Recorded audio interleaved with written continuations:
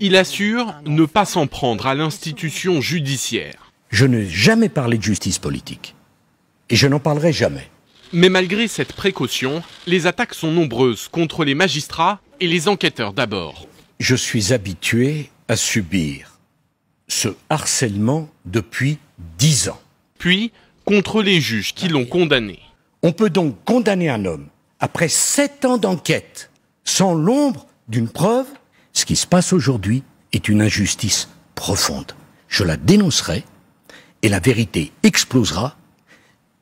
Quand ça se fera, à quel moment, je n'en sais rien, mais j'irai jusqu'au bout. Une justice partiale, bâclée, et l'acharnement de certains contre lui, des attaques balayées par les syndicats. La justice est la même pour tous. Que Nicolas Sarkozy veuille pas le comprendre est un autre problème.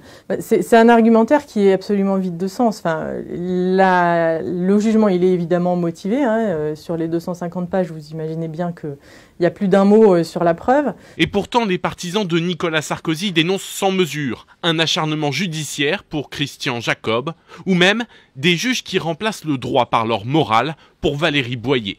Des propos publics aux effets désastreux selon les magistrats. Les conséquences, elles sont terribles parce que la justice en France est déjà extrêmement affaiblie depuis des années et fait l'objet de critiques récurrentes. Quand on affaiblit la justice et sa crédibilité, on affaiblit la démocratie. Il faut quand même en avoir conscience. Nicolas Sarkozy a fait appel de ce jugement, alors qu'un autre procès concernant lui, le financement de sa campagne, doit s'ouvrir le 17 mars prochain.